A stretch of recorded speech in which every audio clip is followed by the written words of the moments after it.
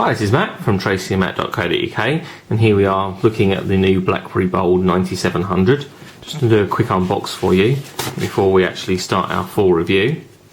So we have the handset placed immediately on top, and we'll look at that in a bit more detail in just a moment. Also in the box we have a CD-ROM which has our Blackberry user tools, and also in this package we have the getting started guide and the user manual. Underneath we have a battery which is quite large. It's a reasonably large size physically, the battery, and it's actually 1500 milliamp hours, so it's a reasonable capacity as well. Also in the box is a headset. It's a wired headset, so it has a 4-pole 3.5mm jack on one end, has this inline microphone with push button and volume control, and also on the other end we obviously have the headphones. That's a pretty standard Blackberry piece in actual fact, nothing terribly unusual about the headphones or the headset. We then have a USB to micro USB sync charge cable for connecting up to a PC or obviously charging the handset itself. A UK 3-pin plug which goes with the mains adapter, which is a standard micro USB style mains charger. Then we have a European round 2-pin plug and a USA 2-pin plug. That's very useful, and I like the fact that you do get both the additional plugs with that, because it does mean that when you travel you can just change over the connectors. And then finally we have a case, and again RIM are pretty good at supplying cases with their handsets, and this one is just a slip style pouch, and the handset just does slip it inside like so. As with other Blackberry handsets, it just pokes out the top, which means that you can see the status LED on the top there. It's pretty standard looking pouch. It's kind of leather effect, although the sides are made of webbing rather than being fully enclosed, but that is supplied, so that's quite cool. So we look at the handset itself, and I'll just peel off the screen protector so that we can see it a little bit more clearly. First of all, we have a 2.4-inch display which is 480 by 360 pixels, which is deemed to be half VGA. Below that we have the standard keys, so we have the red and green phone keys, answering and hanging up the calls, and the hang up button also doubles as the power button. Also we have the Blackberry button and the back button. Blackberry button kind of like a menu button in function. In the centre we have what looks like a D-pad, but is in actual fact an optical joystick type navigation arrangement, so as you move your finger across that you do actually navigate through the display. I think that's quite a welcome thing. A number of people dislike the trackball, and the problem with the trackball on the other handsets is that they do get dirty over time and they eventually fail, so optical probably is going to be a little bit more reliable. We then have the full QWERTY keyboard underneath, and reasonably large size keys, and they are quite raised, so you can sort of like find your way to get your fingers on them quite easily. So single-handed texting is relatively easy, as well as two-thumb texting, which means that you can type pretty quickly. Over on the left hand side we have the 3.5mm headphone connector there, so we can use our own headphones or the headset that comes with it. We then have the micro USB connector for synchronization and charging. There's a push button on the side which acts as a select button when you're actually looking through email and stuff like that. A couple of metal connectors on the bottom means that when you can actually purchase a docking station, so you can actually drop the Blackberry into the docking station, and that's where the charge points are if you're using a docking station. There are a series of buttons on the other side, one which presumably will function as a camera button, and the other which also looks like an up and down style volume control. On the top, which is perhaps fairly difficult to make out on the video, there are also buttons along the top which you actually push down.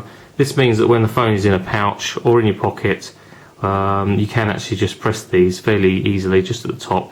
One of them is a lock button, the other one's a mute button. So if a call comes in and you want to ignore it, and you want to be fairly discreet about it, you can just push the button on the top and that will effectively mute the call.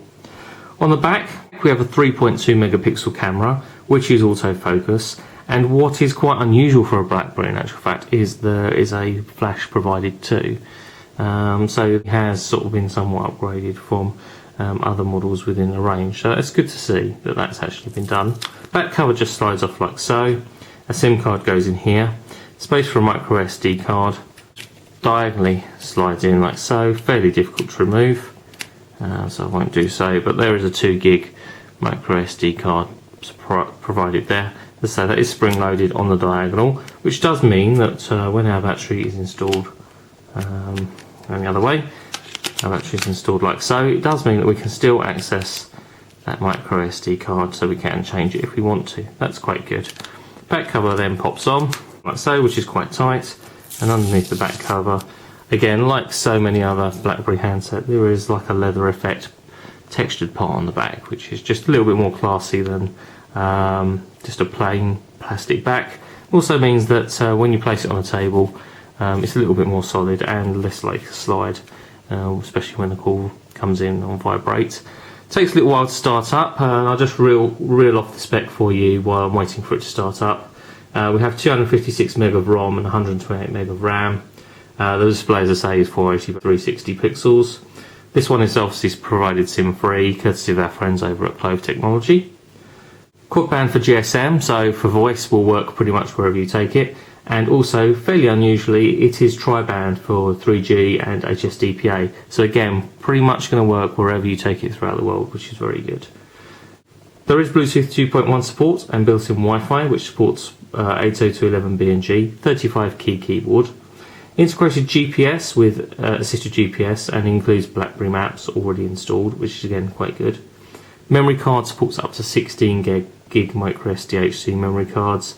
Whether or not it will actually support up to 32, we're unsure at the moment.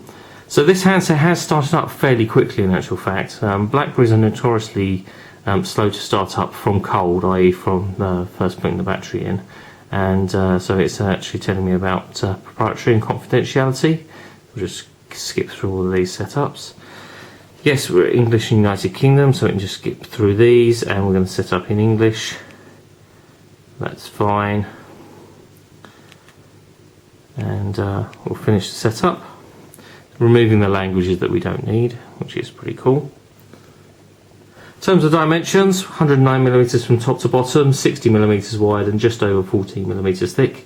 And with the battery installed, we weigh only 122 grams. Quite impressed with the design of the handset, although it's obviously my first time to actually look at it. It does look rather nice and quite impressive.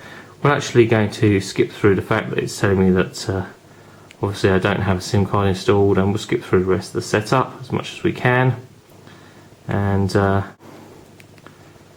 we'll close the navigation, close the wizard. So we're presented with a home screen which is very similar to others that we've seen on BlackBerry. So we have our messaging options, obviously no messages. Then we have our SMS options. And we have our contacts, again no contacts obviously on the handset at the moment because it's just new. Then we have our calendar. Then we have our browser, which allows us to obviously browse the internet. And then we have media, so we can listen to music, video, playback video.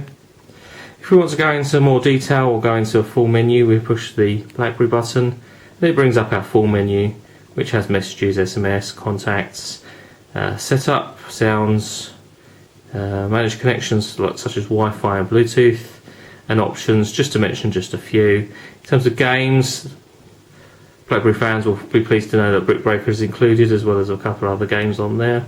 And if we push the button again, and we can actually delete or hide any of these options as we see fit. So that's just a couple of things on there. You'll notice that the middle navigation optical joystick works quite well. Not normally a fan of the optical style navigation or joysticks on devices, but BlackBerry seem to have got this one really, they seem to have got it right. It does seem to work very well. It's not overly sensitive whilst being sensitive enough to actually just work. So that's quite impressive. So that's the Blackberry Bold 9700 in a very quick tour for you. We'll have a full review for you on tracyandmatt.co.uk over the next couple of weeks, and we'll compare it to some of the other handsets that are around at the moment with the full QWERTY, forward-facing QWERTY keyboard. If you want to follow us on Twitter, you can do so. Our username is Tracy and Matt. And also on Facebook, where we're tracyandmatt.co.uk, you can join our fan page. You might actually want to follow us on Twitter or Facebook, because over the next week or so we're going to be launching a fairly big competition in the run-up to Christmas, and Twitter and Facebook are going to feature quite heavily in that competition. So check us out over at Twitter or Facebook. Username for Twitter is Tracy and Matt, and Facebook is tracyandmatt.co.uk. And obviously you can find the details of that on our website, tracyandmatt.co.uk. If you missed any of those things, just look at the intro or the outro on the video and you'll find our URLs. As I say, review will be on site over the next couple of weeks. If you have any questions, head over to our forums and post questions about the 9700, and we'll try and cover them when it comes to do the full review.